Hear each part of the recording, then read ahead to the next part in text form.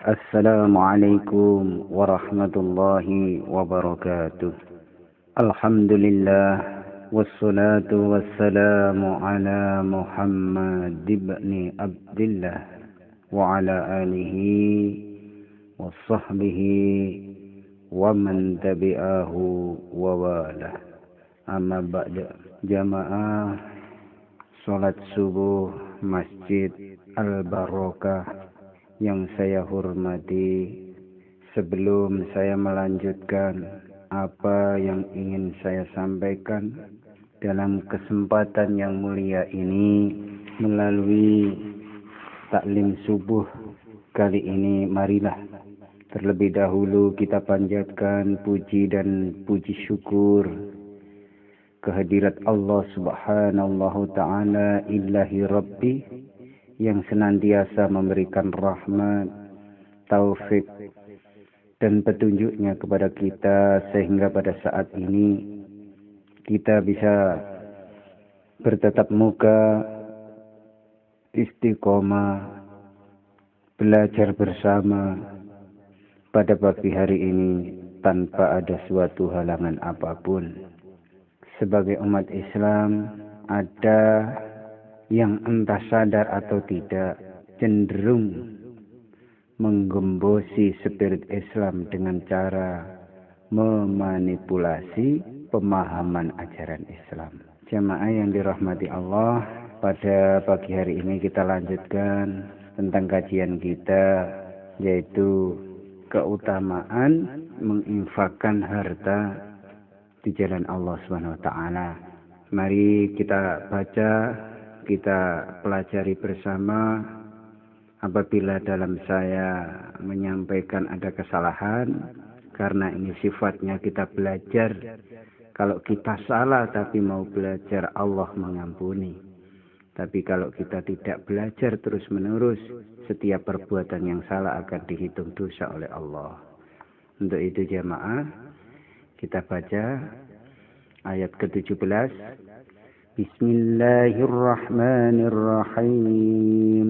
Walladzina yu'tuna ma ataw wa qulubuhum wajilatun annahum ila rabbihim raji'un. Ulaika yusarri'una fil khairati wa hum laha syabikun. Dan orang-orang yang memberikan apa yang telah mereka berikan dengan hati yang takut, karena mereka tahu bahwa sesungguhnya mereka akan kembali kepada Tuhan mereka. Mereka itu bersegera untuk mendapat kebaikan-kebaikan, dan merekalah orang-orang yang segera memperolehnya. Quran surat Al-Mu'minun ayat 60 sampai dengan 61. Keterangan, meskipun mereka membelanjakan harta di jalan Allah Subhanahu Ta'ala, mereka masih selalu mengkhawatirkan apakah amal mereka diterima di sisi Allah Subhanahu Ta'ala atau tidak. Hal ini karena di dalam hati mereka terdapat keagungan dan kemahatinggian Allah Subhanahu wa Ta'ala. Semakin tinggi kedudukan seseorang di sisi Allah Subhanahu wa Ta'ala, perasaan takut kepadanya akan mengalahkan hal-hal lainnya. Khususnya bagi orang yang hatinya benar-benar mengagungkan Allah Subhanahu wa Ta'ala. Di samping itu mereka juga mengkhawatirkan apakah niat mereka dalam membelanjakan harta itu ikhlas atau tidak. Terkadang karena tertipu oleh nafsu dan setan, seseorang menganggap suatu perkara sebagai amal soleh, padahal itu bukan amal soleh. Sebagaimana yang difirmankan Allah Subhanahu wa Ta'ala dalam surat Al-Kahfi, Bismillahirrahmanirrahim. Qul hal nunabi'ukum bil ahsyarina a'mala alladzina dhalla sya'yuhum fil hayati dunya wa hum yahsyabuna annahum yuhsinuna sun'ah. Katakanlah, maukah kami beritahukan kepadamu tentang orang-orang yang paling merugi perbuatannya, yaitu orang-orang yang telah sia-sia perbuatannya dalam kehidupan dunia ini, sedangkan mereka menyangka bahwa mereka berbuat sebaik-baiknya. Al-Kahfi ayat 103 sampai dengan 104.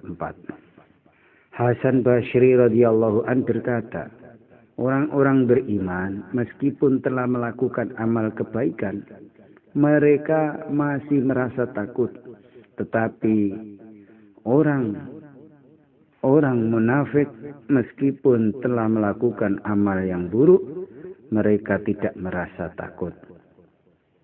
Orang-orang munafik meskipun melakukan amal buruk, mereka merasa tidak takut. Inilah orang-orang munafik.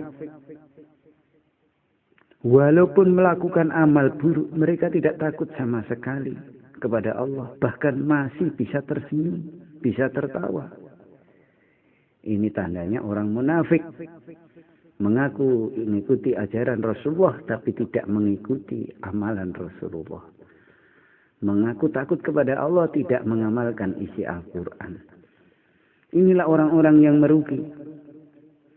Di dalam Fadilah Haji telah disebutkan tentang kisah-kisah semacam itu, yaitu orang yang di dalam hatinya benar-benar terdapat keagungan Allah SWT dan kemaha perkasaannya. Meskipun lisan mereka mengucapkan la baik, tetapi hati mereka merasa takut jangan-jangan ucapannya itu tidak diterima oleh Allah SWT. Apapun yang kita lakukan harus kita dasari dengan yakin. Jangan ada keraguan di dalam hati kita. Karena keraguan akan menimbulkan kerugian yang amat besar. Aisyah radhiyallahu an bertanya kepada Rasulullah SAW, wahai Rasulullah, apakah ayat ini? Walladzina yu'tuna ma atah. Membicarakan tentang orang yang mencuri, berzina, meminum khamar, dan melakukan dosa lainnya. Dan mereka takut jika mereka akan kembali kepada Allah SWT. Karena dosa-dosa mereka, mereka takut menghadap Allah SWT. Yaitu sesampainya mereka di hadapan Allah, mau diletakkan di mana wajah mereka. Rasulullah SAW bersabda, bukan tetapi mereka adalah orang-orang yang berpuasa. Mereka adalah orang-orang yang bersedekah. Mereka adalah orang-orang yang mengerjakan sholat. Sekalipun demikian, mereka masih takut jangan-jangan amalnya tidak diterima. Disebutkan dalam sebuah hadis yang lain bahwa Aisyah radhiyallahu an bertanya, wahai Rasulullah, apakah mereka itu orang-orang yang berbuat kesalahan dan berbuat dosa?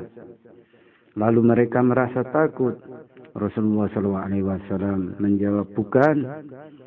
Tetapi mereka adalah orang yang mengerjakan sholat, yang mengerjakan puasa, yang senang memberikan sedekah, dan dia dalam hatinya selalu merasa takut. Diriwayatkan dari Ibnu Abbas radhiyallahu anhuma bahwa mereka adalah orang yang beramal dengan perasaan takut, jangan-jangan amalnya tidak diterima. Sa'id bin Jubair radhiyallahu an berkata bahwa mereka adalah orang-orang yang bersedekah. Akan tetapi mereka merasa takut ketika harus berdiri di hadapan Allah SWT dan kerasnya hisab pada hari kiamat.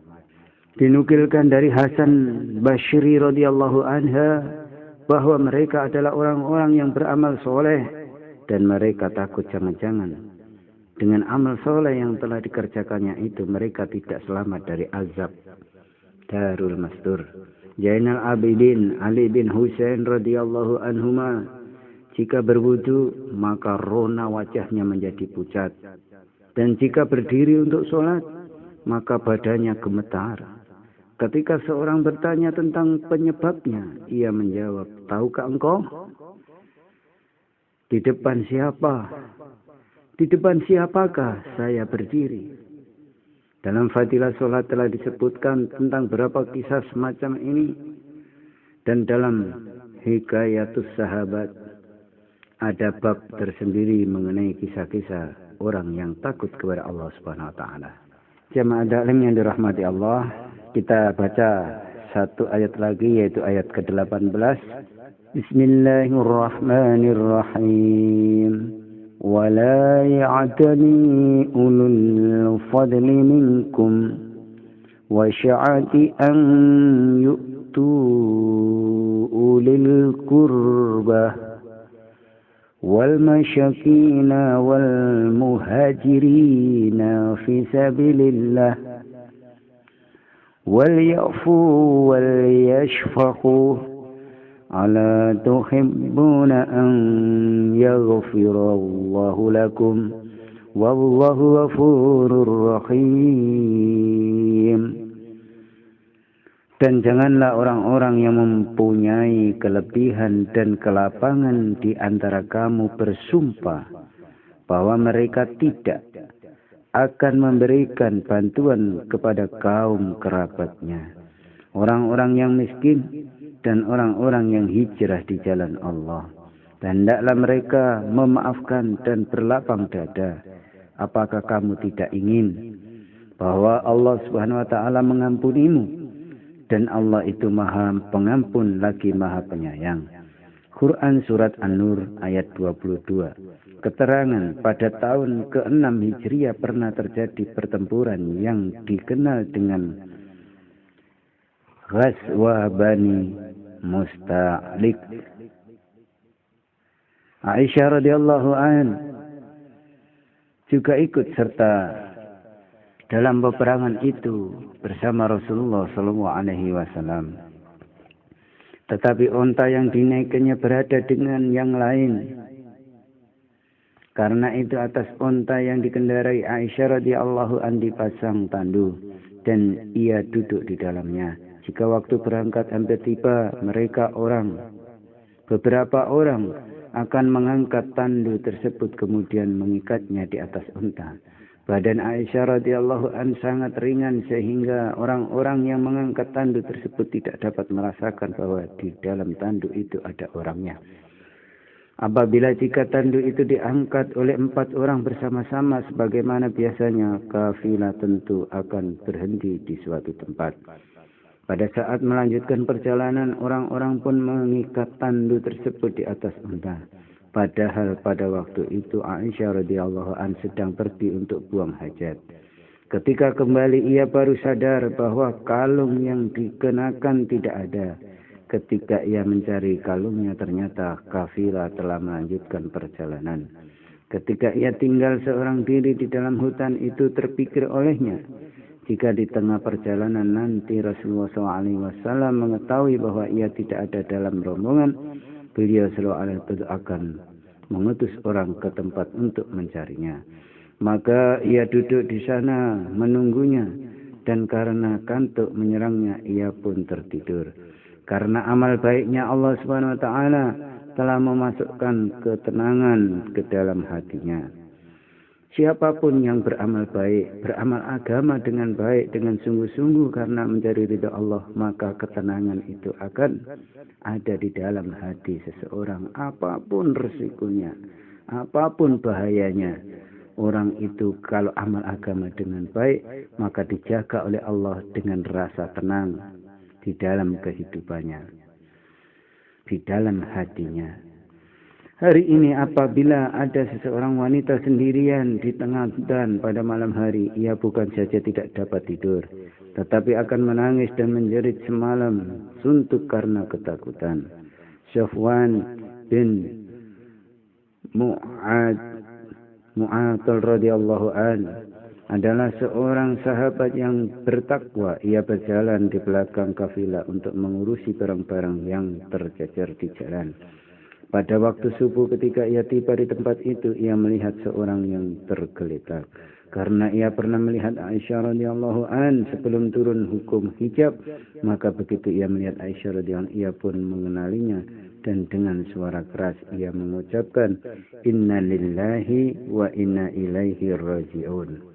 Mendengar suara itu Aisyah radhiyallahu an lalu terbangun, kemudian menutupi wajahnya. Lalu Safwan radhiyallahu an mendudukkan untanya dan Aisyah radhiyallahu anha duduk di atas unta itu. Kemudian Safwan radhiyallahu an memegang kendali unta dan menuntunnya. Selanjutnya menyusul kafilah.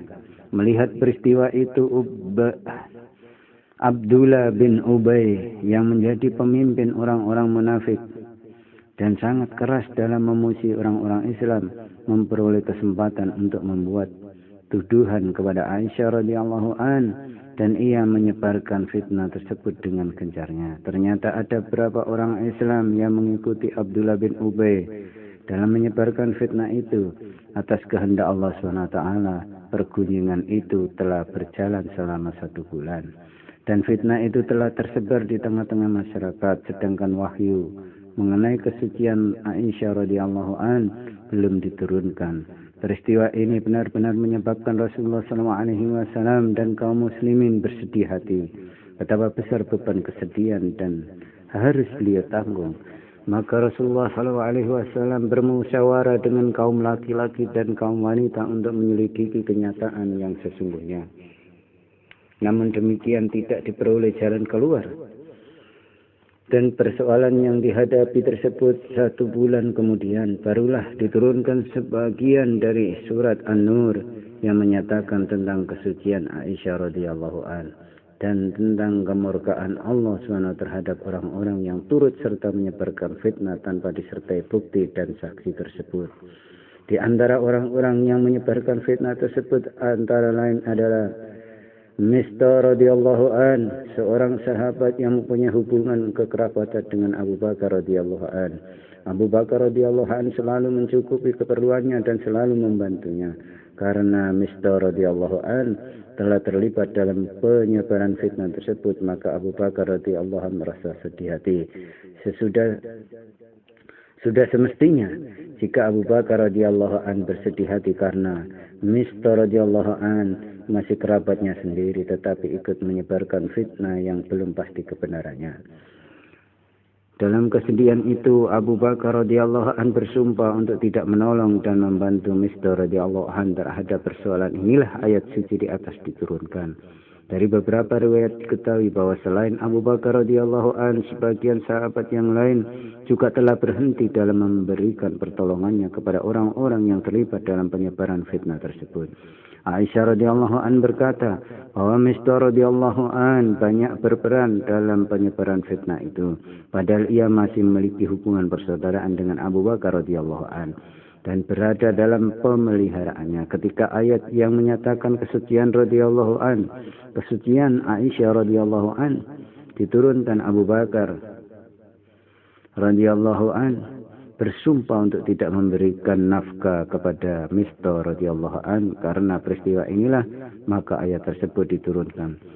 Setelah turunnya ayat itu, Abu Bakar radhiyallahu an kembali mengurusi keperluan Mistah radhiyallahu an. Dari hadis yang lain disebutkan bahwa setelah turunnya ayat ini, Abu Bakar radhiyallahu an kemudian melipat gandakan nafkah yang diberikan kepada Mistah radhiyallahu an lebih banyak dibandingkan sebelumnya. Dalam sebuah hadis disebutkan bahwa ada 2 anak yatim yang dipelihara oleh Abu Bakar radhiyallahu an. Salah seorang di antara mereka adalah Mistah radhiyallahu an. Abu Bakar radhiyallahu an bersumpah, aku mencukupi nafkah keduanya. Ibnu Abbas radhiyallahu anhuma berkata bahwa di kalangan sahabat banyak orang yang ikut serta menyebarkan fitnah bahwa Aisyah radhiyallahu an telah berzina. Karena itulah banyak sekali para sahabat radhiyallahu an, di antara adalah Abu Bakar radhiyallahu an yang bersumpah untuk tidak memberi nafkah kepada orang-orang yang terlibat dalam penyebarluasan fitnah tersebut. Itulah sebabnya ayat ini diturunkan. Orang yang mempunyai kelebihan dan kelapangan, janganlah bersumpah untuk tidak menghubungkan tali silaturahmi dan untuk tidak membelanjakan harta sebagaimana yang selalu ia belanjakan. Darul Mastur. Berapa besar mujahadah yang dilakukan Abu Bakar radhiyallahu an, yaitu ketika ada seorang yang menyebarluaskan berita palsu mengenai putrinya, ia justru menolong orang tersebut 2 kali lipat daripadanya sebelumnya. Inilah ayat ke-18. Mudah-mudahan dapat menambah ilmu kita pada pagi hari ini.